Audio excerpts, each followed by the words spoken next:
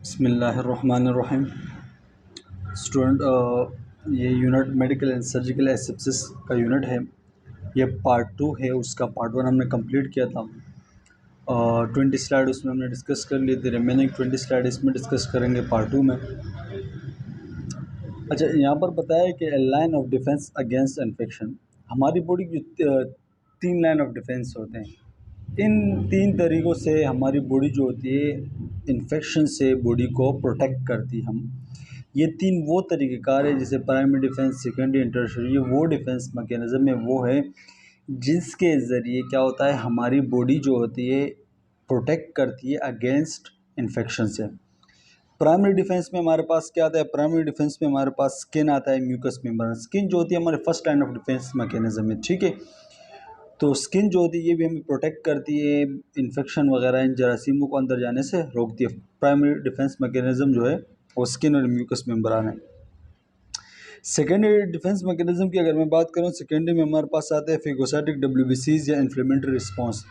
डब्ल्यूबीसीज white blood cell जो होते हैं ये भी डिफेंस मैकेनिज़्म करते हैं, तो ये सेकेंडरी डिफेंस मैकेनिज़्म में आते हैं।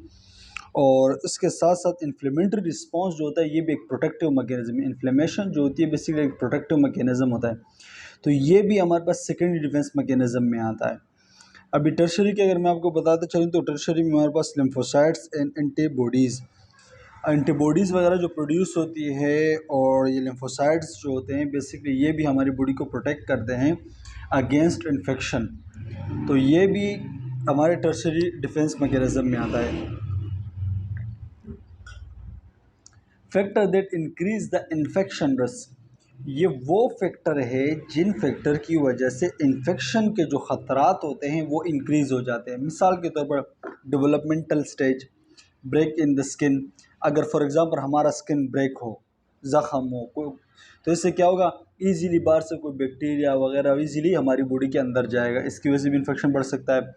इलनेस, इंजरी, क्रोनिक डिजीज़, या किसी इंसान को पहले से बीमार हो, इंजरी हो या क्रोनिक डिजीज़ हो, उसकी वजह से भी इन्फेक्शन के रिस्क बढ़ जाते हैं। स्मोकिंग सब्सटेंसेस की वजह से भी, मल्टीपल सेक्स पार्टनर, इसकी वजह से भी।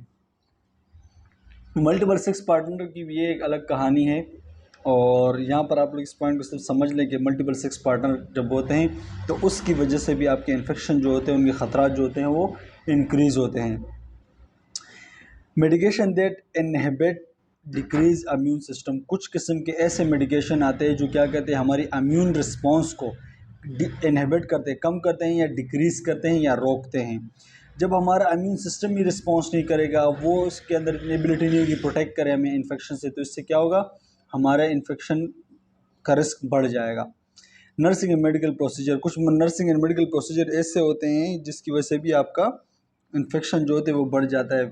फॉर एग्ज़ाम्पल एक नर्स है, वो क्या करती है, पेशेंट को केयर करती है, मगर उसके हाथ गंदे हैं, प्रॉपर सैनिटेशन उसके हाथ नहीं है, प्रॉपर सफाई नहीं, और उस तरीके से वो मेडिकल सर्जिकल प्रोसीजर करे, तो उसकी वजह से भी रिस्क और ख़तरे जो होते हैं इन्फेक्शन बढ़ जाने के वो बढ़ जाते हैं। तो ये सारे वो चीज़ें हैं जिनकी वजह से इन्फेक्शन के चांसेस और मज़ीद बढ़ते हैं। Factor that support host defence, ठीक है, ये वो फैक्टर है जो होस्ट को क्या करते हैं, एक मदद प्रोवाइड करते हैं अगेंस्ट द इन्फेक्शन, ठीक है। एडिक्वेट न्यूट्रिशन, एडिक्वेट कहते हैं ज़्यादा, to manufacture cells that immune response. कहते हैं जब आप ज़्यादा से ज़्यादा खाना खाओगे, साफ़ खाना खाओगे, अच्छी न्यूट्रिशन हासिल करोगे, तो इससे क्या होगा, आपके इम्यून के सेल मज़ीद बढ़ेंगे, आपकी इम्यून सिस्टम मज़ीद स्ट्रॉन्ग होगी।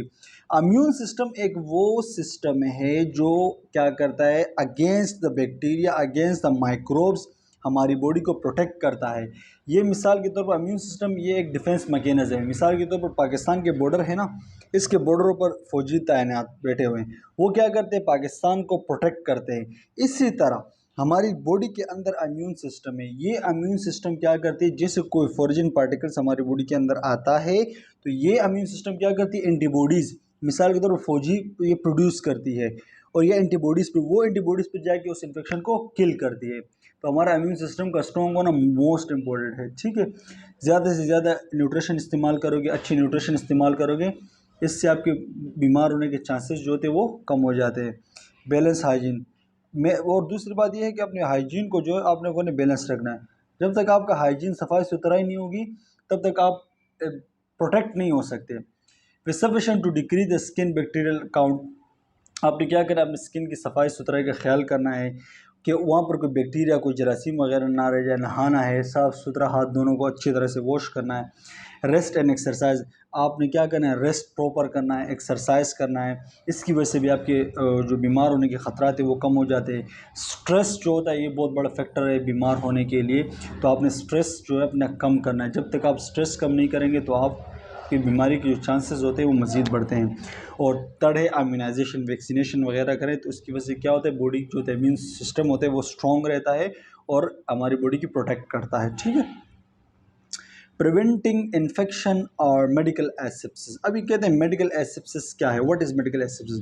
अ state of a cleanliness that decrease the potential for the spread of infection. ये क्या है, ये कि वो स्टेट, वो जगह जब हम बिल्कुल क्लीन करें, बिल्कुल साफ़ सुथरा करें और उस पर किसी भी किस्म का इन्फेक्शन वगैरह ना हो, किसी भी किस्म का इन्फेक्शन स्प्रेड ना हो, एक जगह से दूसरी जगह ना हो, किसी जगह को बिल्कुल साफ़ सुथरा कर देना मेडिकल एसेप्सिस कहलाया जाता है। ठीक है। इसमें क्या होता है, इसको प्रमोट थ्रू किसके ज़रिए मेडिकल एसेप्सिस को प्रमोट कर सकते हैं? Maintain the clean environment. हम एनवायरनमेंट को क्लीन रखेंगे, साफ़ सुथरा रखेंगे तो मेडिकल एसेप्सिस प्रमोट होगा, हेल्थ प्रमोट होगी। मेंटेन क्लीन हैंड, अपने हाथों को साफ़ सुथरा रखना है। Follow the centre of the disease control. ये CDC जो होता है ये बेसिकली एक इदारा है, गाइडलाइंस है, इसके गाइडलाइंस को फॉलो करना है, इसके प्रिंसिपल को फॉलो करना है कि आपने किस तरह प्रिकॉशन इस्तेमाल करने हैं अपने आप को प्रोटेक्ट करने के लिए। Maintain a clean environment, clean spell and dirty surface promptly कहते हैं जल्दी को, फौरी तौर पर। आपने क्या करना है, साफ़ सुथरा कर देना अपना जो सरफेस है, एनवायरनमेंट है, इनको चीज़ों को क्या करना है, बिल्कुल साफ़ सुथरा, इर्द गिर्द चीज़ें बिल्कुल प्रॉम्प्टली साफ़ सुथरी कर देनी है। Remove pathogen through the chemical means disinfected. आपने कुछ केमिकल के ज़रिए उस जगह से क्या करना है, उस पैथोजन को क्लीन कर देना है, साफ़ सुथरा करना है। Consider the supply the brought to the client room and the contaminated. Consider items from the client home as a contaminated. भाई आपने क्या करना है, उसके रूम को साफ़ सुथरा कर देना है, उसके जो सामान हैं, उनकी चीज़ें, आइटम्स वगैरह, इनके होम क्लाइंट जहाँ पर रहता हो उन चीज़ों को सबसे आपने साफ़ सुथरा कर देना है, क्लीन कर देना है कि वहाँ पर क्या हो जाए कि सिंपल सी मिसाल अगर आपको समझा दूँ, जिस एरिया में पेशेंट है, जिस रूम में पेशेंट है, उस रूम का एनवायरनमेंट, उस रूम के इर्द गिर्द चीज़ें, उस रूम का सारे की जो जगह है उनको क्लीन अप करना। जब वो इन्वायरमेंट क्लीन होगा तो उससे क्या होगा, जो जरासीम के जो चांसेस होंगे वो कम होंगे और पेशेंट की हेल्थ मज़ीद प्रमोट होगी। आपने क्या करें, वॉश योर हैंड। आपने हाथ के कब और किस टाइम धोने हैं? When arrive in the unit, when you leave unit. आपने जब जिस यूनिट में, मिसाल के तौर पर हॉस्पिटल है या कोई आप क्लिनिक में हैं या किसी भी यूनिट में या डिपार्टमेंट में हैं, आप जब डिपार्टमेंट में एंटर होंगे तब भी अपने हाथ को साफ़ करना है, वॉश करना है प्रॉपरली। जब बाहर आएंगे तब भी आपने वॉश करना है। Before and after the restroom use. कोई भी ऐसी चीज़ इस्तेमाल करने की वजह से भी आप उसके पहले या बाद में अपने हाथ को साफ रखेंगे। Before after client contact, client के कॉन्टैक्ट में जाएंगे या पेशेंट को उठाएंगे, बिठाएंगे, उसको IV वगैरह लगाएंगे, क्लाइंट के कॉन्टैक्ट में आप जाएंगे, उससे पहले उसके बाद में दोनों टाइम आपने हाथ वॉश करने हैं। Before and after contact with the client belongings कहते हैं सामान को, क्लाइंट की जितनी भी चीज़ें होती है, सामान वगैरह, उनको अगर आपने हाथ वगैरह लगाना है तो पहले आपने अपने हाथ को वॉश करना है और उसके बाद भी आपने वॉश करना है। आफ्टर ग्लव्स, ग्लव्स निकालने के बाद भी आपने वॉश करना है। After glove removal, before glowing and after glove removal, before and after the touching your face, before and after the eating, after the touching the contaminated articles, when you see a visible dirt on your hands। मतलब इस time period में आपने क्या करने हैं, अपने हाथ साफ करने हैं, क्योंकि ये हैंड जो होते हैं हाथ, ये बहुत ज़्यादा इंपॉर्टेंट चीज़ है और इसकी वजह से, और ये हैंड वॉश नहीं है, इसकी वजह से आपकी बहुत तकरीबन 95% बीमारियां जो होती है इसकी वजह से आपकी रुक जाती हैं। क्योंकि हम जो भी चीज़ खाते हैं तो हाथ के थ्रू खाते हैं, हाथ हमारा गंदा होगा तो बीमारी के जो चांसेस होते हैं वो मज़ीद बढ़ जाते हैं। ठीक है। Hand wash guidelines. अभी आपने हाथ किस तरह साफ़ करना है, ये प्रॉपरली, ये CDC जो होता है उसके रूल, उसके प्रिंसिपल के मुताबिक उन लोगों ने एक प्रिकॉशन गाइडलाइन दी है, उसके मुताबिक Wash for least 15 seconds in non-surgical setting. Use 2 to 6 minutes in surgical setting. ये MCQs आ सकता है, ये जहन में रखना। अगर आप नॉन सर्जिकल मतलब OT वगैरह में आप नहीं है, इस आम जो वार्ड वगैरह में हैं या इस तरह आप काम कर रहे हैं पेशेंट के ऊपर, तो उससे पहले उससे बाद में आपने 15 सेकंड तक, लेस 15 सेकंड से भी कम या 15 सेकंड तक आपने हाथ प्रॉपरली क्लीन वॉश करने हैं। अगर आप सर्जिकल सेटिंग में हैं, आप कोई OT वगैरह में है, कोई सर्जिकल प्रोसीजर वगैरह हो रहा है, तो उस टाइम आपने अपने हाथ 2 से 6 मिनट तक आपने हाथ प्रॉपरली वॉश करने हैं, पूरा तरीके से वॉश करने हैं, क्लीन वॉश करने हैं। ठीक है, कि इससे क्या होगा, आपके हाथों से जितने भी जरासीम वगैरह प्रॉपरली क्लीन हो जाएंगे। तो आपने नॉन सर्जिकल सेटिंग में कितने टाइम पीरियड के लिए हाथ वॉश करने, 15 सेकंड, और सर्जिकल सेटिंग में आपने 2 से 6 मिनट तक आपने हाथ वॉश करने। ठीक है। Use warm water not hot, आपने वार्म वाटर का इस्तेमाल करना है, गर्म पानी का ज़्यादा इस्तेमाल नहीं करना। Apply soap to wet hand, अपने साबुन वगैरह जो भी है सोप उसके इस्तेमाल करें। यूज़ अ फ्रैक्शन, यहाँ पर यूज़ फ्रैक्शन का बताया कि आपने रगड़ना है अपने हाथों को, प्रॉपरली अच्छी तरीके से रगड़ लानी है कि उसके अंदर जितने जरासीम वो ख़त्म हो जाए। Clean beneath and finger nails and जोली, जो आपके नाखून वगैरह है इनके पूरी हर जगह पर आपने क्लीन करना है, जो ज्वेलरी वगैरह है उनको भी। और रैंस सोप और टॉवल एंड हैंड ड्राई, और फिर टॉवल वगैरह इस्तेमाल करने, अपने हाथ को वॉश साफ़ करना है। Implementing CDC guideline, CDC guideline के मुताबिक हम बता रहे हैं कि क्या करना है। CDC प्रिकॉशन क्या कहते हैं। CDC जो प्रिकॉशन है ये क्या है, स्टैंडर्ड प्रिकॉशन है, पूरी दुनिया में इस्तेमाल, यूनिवर्सल प्रिकॉशन। ये वो प्रिकॉशन है, प्रिकॉशन कहते हैं हिफाजत को, ये वो प्रिकॉशन है, वो एहतियाती तदाबीर है जो पूरी दुनिया में यूनिवर्सली यूज़ की जाती है। We protect health care worker from exposure, वे हेल्थ केयर वर्कर जो होते हैं उसको एक्सपोजर से प्रोटेक्ट करना। Decrease the transmission of pathogen, pathogen की ट्रांसमिशन को रोकना। और protect the client from the pathogen and care by the health care worker, और क्लाइंट को जो होते हैं पेशेंट को, उनको क्या करना है, पैथोजन वगैरह से रोकना, उनकी सफाई का ख्याल करना, ये CDC की गाइडलाइन से। ट्रांसमिशन बेस्ड प्रिकॉशन, अभी ट्रांसमिशन बेस्ड प्रिकॉशन, अभी जरासीम एक शख्स से दूसरे शख्स तक जब तक मुंतकिल होते हैं, एक शख्स से दूसरे शख्स तक मुंतकिल होते हैं, तो उस मुंतकली को रोकना है, वो अगर ट्रांसमिट ना हो तो वो किस प्रिकॉशन से, किस तरीके से हम रोक सकते हैं, उसके बारे में बताया है। Contact precaution, pathogen contact precaution, जब हम किसी के पेशेंट के साथ कॉन्टैक्ट में जाते हैं तो उसको हम कॉन्टैक्ट प्रिकॉशन कहलाया जाता है।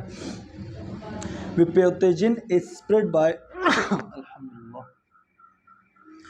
Pathogen is spread by direct contact, और कुछ पैथोजन ऐसे होते हैं कि वो डायरेक्ट कॉन्टैक्ट के ज़रिए आपके क्या होते हैं, फैल जाते हैं। मिसाल के तौर पर मेरे हाथ में जरासीम लगा हुआ है, ठीक है, मैं एक एज नर्स हूँ,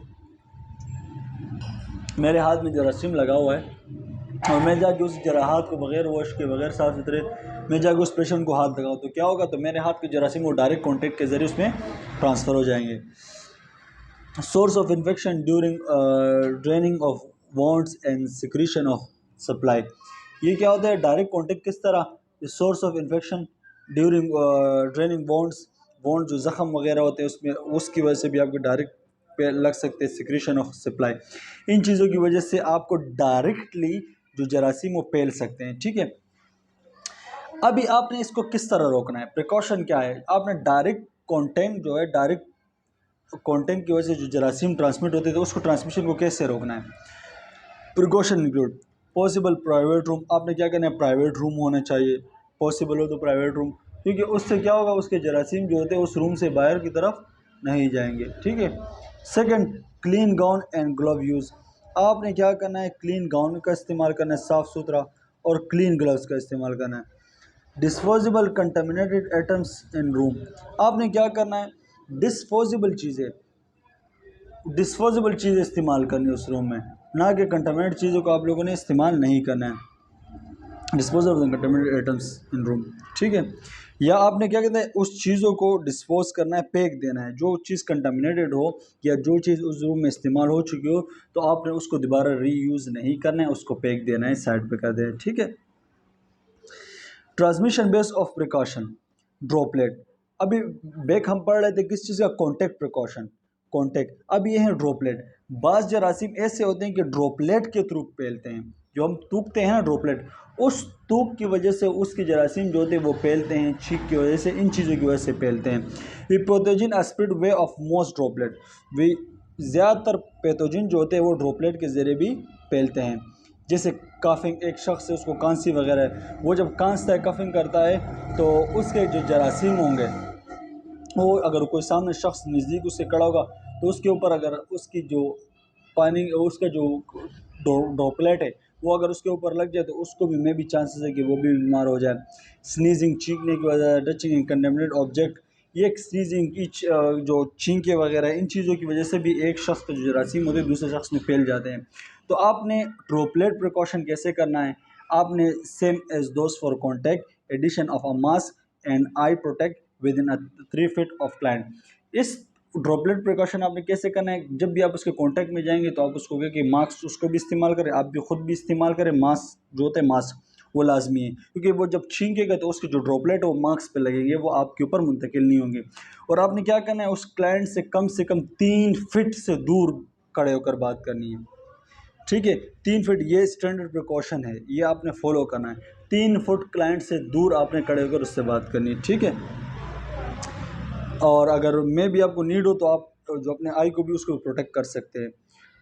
ट्रांसमिशन बेस्ड ऑफ प्रिकॉशन, अभी एयरबोन, ठीक है, पहले डायरेक्ट कांटेक्ट, उसके बाद डायरेक्ट कांटेक्ट के बाद हमने ड्रॉपलेट प्रिकॉशन पढ़े, अभी हम एयरबोन। बाज़ जरासीम, बाज़ पैथोजन ऐसे होते हैं जो हवा, एयर के ज़रिए ट्रांसमिट होते हैं एक शख्स से दूसरे शख्स के दरमियान। जैसे कि टीबी के जो जरासीम होते हैं वो क्या होते हैं, वो एयर के ज़रिए, हवा के ज़रिए एक शख्स से दूसरे शख्स में मुंतकिल हो जाते हैं, क्योंकि वो इतने छोटे होते हैं, इतने बारीक होते हैं कि वो इजीली हवा के अंदर मूव हो सकते हैं, एक जगह से दूसरी जगह ट्रांसमिट हो सकते हैं। तो इसलिए आप लोगों ने देखा भी होगा, टीबी के जो पेशेंट या टीबी के डिपार्टमेंट में आप जब जाते हो तो हर जो टीबी का पेशेंट है उसने मास्क पहना होगा, तो मास्क इसलिए पहनाया जाता है। Transmission way of ventilation system and shaking sheet and sweeping, inch sweeping, झाड़ू लगाने से, शेकिंग शीट वगैरह से, शीट व उसको झाड़ने से उसके जरासीम जो होते हैं वो मुंतकिल, वेंटिलेशन जो हवा, इन चीज़ों के ज़रिए ट्रांसमिट होते हैं। प्रिकॉशन क्या है, same as those contact with addition of the special mask. इसमें क्या होता है, आपने भी जब भी आप उसके कॉन्टेक्ट में जाएंगे उस पेशेंट के जिसको बीमार है, जिसके जरासीम एयर के ज़रिए फैल सकते हैं, तो आपने क्या करना, उस पेशेंट को जब भी नर्स एज अ नर्स आप जब भी उसके कांटेक्ट में जाएंगे तो आपने क्या करना, स्पेशल मास्क को पहनना है लाजमी, और उसको भी पहनाना है। ठीक है, प्रोटेक्टिव आइसोलेशन, आइसोलेशन में से कहते हैं अकेले अकेले कर देना किसी इंसान को। आइसोलेशन हम 2 तरीक़ों से करते हैं। अगर पहले मैं आपको यहाँ पर एग्जांपल दे दूँ ना, कि लास्ट अभी कोरोना हुआ था, कोरोना में क्या कर दिया जाता, जो बंदा इन्फेक्टेड था उसको ले लिया जाता और एक रूम में बंद कर दिया जाता। वो क्यों बंद कर दिया जाता था, वो इस वजह से बंद कर दिया जाता था कि उस शख्स के जो जरासीम है वो किसी और के अंदर ना फैले। इस वजह से उस शख्स को आइसोलेट कर दे दिया जाता है एक कुछ टाइम पीरियड के लिए, फिर वो जरासीम का जो टाइम पीरियड है वो ख़त्म हो जाता है, फिर उसको दोबारा निकाल दिया जाता है। आइसोलेशन बेसिकली इसको कहते हैं, और आइसोलेशन इसलिए करते हैं कि मज़ीद लोगों को प्रोटेक्ट कर दिया जाए और इस पेशेंट को भी प्रोटेक्ट कर दिया जाए। वो protect the client from the organism, वे क्या करते हैं, हम क्लाइंट को, जो पेशेंट है उसको प्रोटेक्ट कर देते हैं ऑर्गेनिज्म से। ठीक है, इससे क्या होता है, पेशेंट का भी फ़ायदा हो जाता था, मज़ीद लोग भी बीमार ना होते। Use with immune compressed client in population, ज़्यादातर हम जो आइसोलेट करते हैं वो लोग जिनके इम्यून कंप्रेस हो, जिनकी इम्यून सिस्टम कमज़ोर हो, जो ज़्यादा ससेप्टेबल हो, जो ज़्यादा हसास हो जरासीम, वो लोग। जैसे अभी इम्यून कंप्रेशन लोग कौन से होते हैं, जो ज़्यादा ओल्ड एज होते हैं ना, बहुत ज़्यादा बूढ़े, वो क्या होता है, उनकी इम्यूनिटी कमज़ोर हो जाती है। जो छोटे बच्चे होते हैं ना, बिल्कुल छोटे, उनकी भी इम्यूनिटी कमज़ोर होती है। तो वो लोग जो इनकी इम्यूनिटी बहुत कमज़ोर है उनको हम क्या कहते हैं, आइसोलेट करते हैं। और माएँ क्या करती हैं, अपने बच्चों को, छोटे बच्चों की हिफाजत करती है कि हर चीज़ों से क्यों करती है, उसको आइसोलेट रखती है, उनको एक अलग रखती है बिल्कुल, कि उनको जरासीम वगैरह ना लगे, उनको ये चीज़ें ना लगे। जो ओल्ड बीमार लोग हैं, बूढ़े बहुत ज़्यादा, उनको भी ऐसा आइसोलेट कर दिया जाता है कि उनको क्या, उनकी हेल्थ को प्रमोट हो सके, छोटी छोटी चीज़ों से वो बीमार ना हो। अब आइसोलेशन के प्रिकॉशन में क्या चीज़ इंक्लूड है, प्राइवेट रूम लाइकली, जैसे कोरोना में एग्जांपल मैंने आपको बताया था, कोरोना में क्या होता था, एक पेशेंट को प्राइवेट रूम दे दिया जाता अकेले।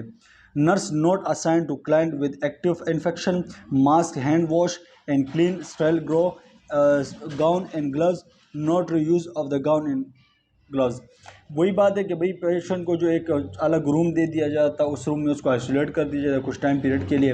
अगर जो नर्स है वो उसके पेशेंट के पास जाती तो उसको मास्क नर्स को चाहिए पहने, अपने हाथ को प्रॉपरली हैंड वॉश करे, क्लीन स्टाइल ग्राउंड इस्तेमाल करें, ग्लव्स इस्तेमाल करें। और जैसे उस रूम से बाहर वापस आए तो उस नर्स को चाहिए कि वो मास्क और हैंड वॉश, मास्क वगैरह हो गया, स्टाइल ग्राउंड, ग्लव्स, ये सारी चीज़ें फेंक दे, दोबारा रीयूज़ ना करें। ये प्रिकॉशन है आइसोलेशन की, ठीक है।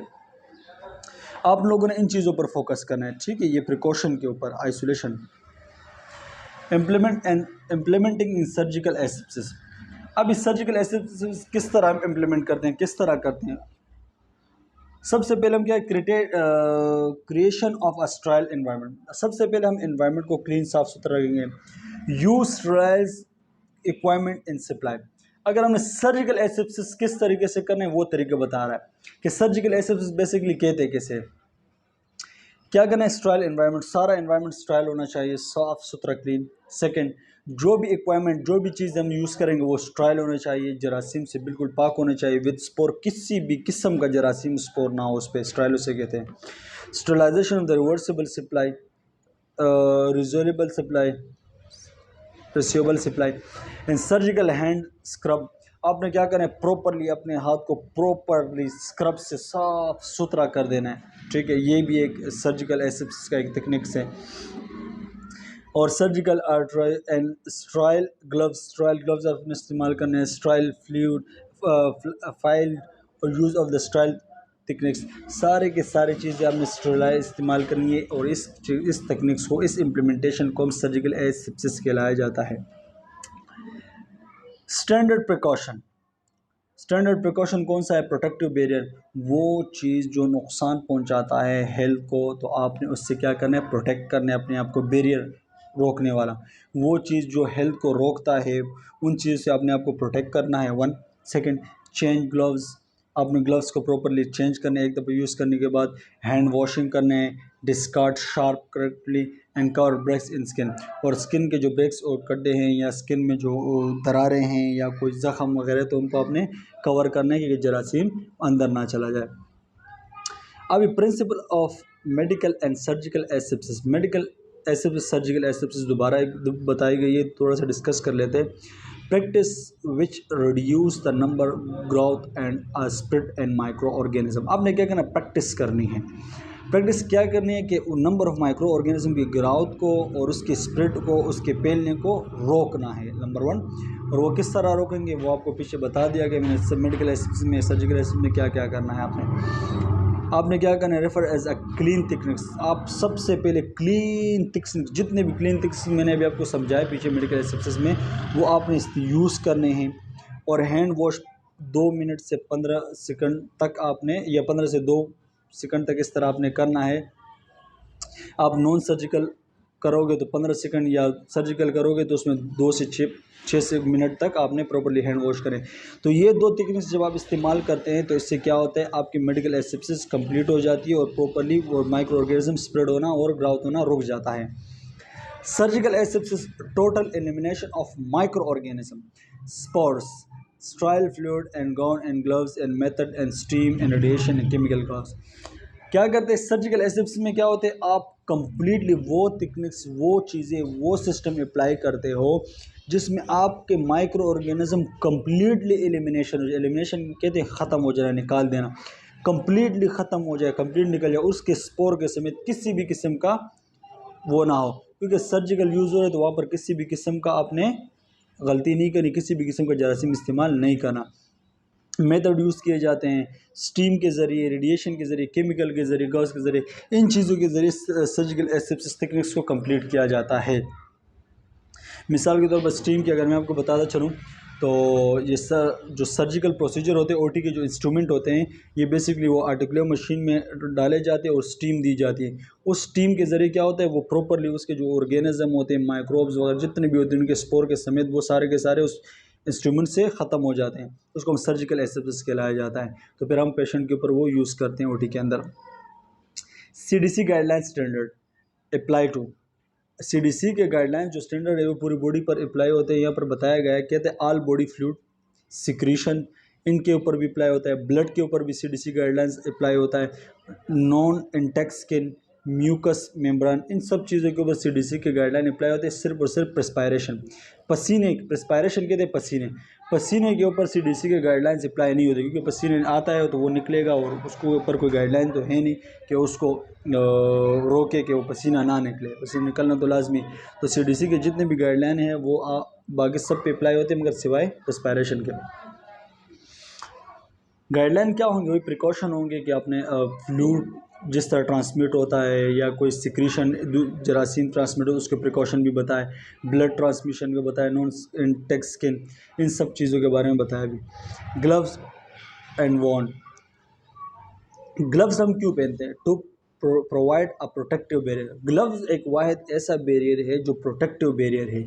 इसमें क्या होता है, जरासीम जो होते हैं बहुत कम चांसेस होते हैं, बहुत कम चांसेस होते हैं कि वो पहलें। ग्लव्स क्या कहते हैं, हम किसी के पेशेंट के ऊपर अगर उसके हाथ किसी भी कंटामिनेशन और जरासीम हो, हम ग्लव्स पहनते हैं और जाके उसका काम करते हैं, फिर ग्लव्स निकाल देते हैं। तो उससे क्या होता है, हमारे हाथ, हमारी बॉडी जो होती है प्रोटेक्ट रहती है उससे, ठीक है। The reduce the opportunities for a nurse organism transmission of plant, वही बात है कि जो नर्स जो होता है वो माइक्रो ऑर्गेनिज्म की ट्रांसमिशन जो होते हैं उसको कम कर देता है, रिड्यूस हो जाती है।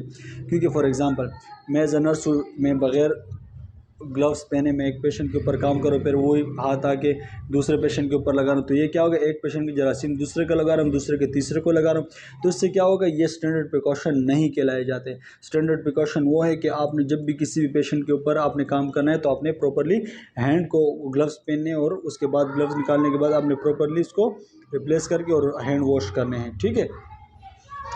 Hand washing, the single most important measure to reduce the risk of transmission. सब सिंगल जो मोस्ट इम्पॉर्टेंट मेथड है जिसमें बहुत ज़्यादा ट्रांसमिशन ऑफ जरासीम के ट्रांसमिशन बहुत ज़्यादा रुक जाते हैं, वो हैंड वॉश है। क्योंकि अगर आपके हाथ में थोड़े से भी जरासीम ग्लव्स पहनने के बाद भी लगे, आप जाके हैंड वॉश कर देते हो तो वो जरासीम भी क्लीन हो जाते हैं, ख़त्म हो जाते हैं।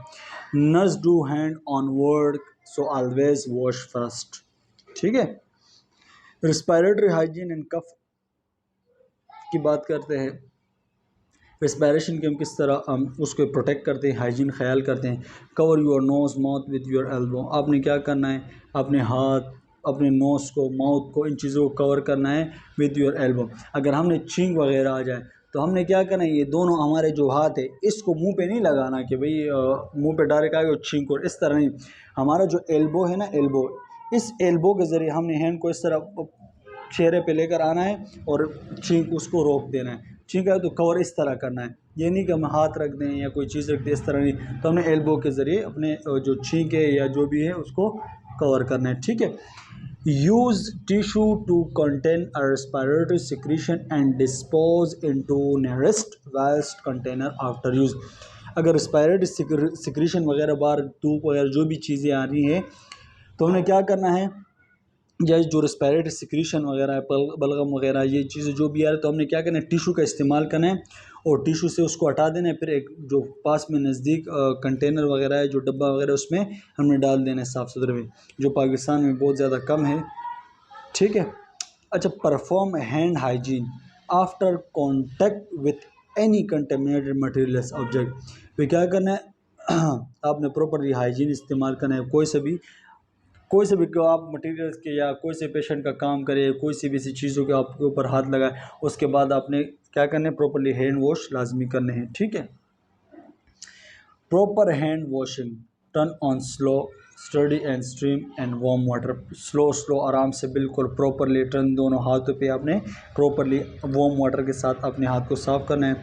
Moist hand with water and then apply. So पहले अपने आप हाथों को पानी के साथ वो कर देना है, गीला कर देना है, फिर आपने सोप का इस्तेमाल करना है और रब हैंड प्रॉपरली उसको दोनों हाथों को रगड़ना है एक दूसरे के साथ और लेस देन 15 सेकंड तक, ठीक है। जब नॉन सर्जिकल रिक्वायरमेंट पे आप काम करते हो तब, तो उसमें क्या होगा, ये वो कंप्लीट जरासीम ख़त्म हो जाएंगे। रैंस अंडर द वाटर, और पानी के नीचे उसको आपने सर कंगाल देने हाथों को।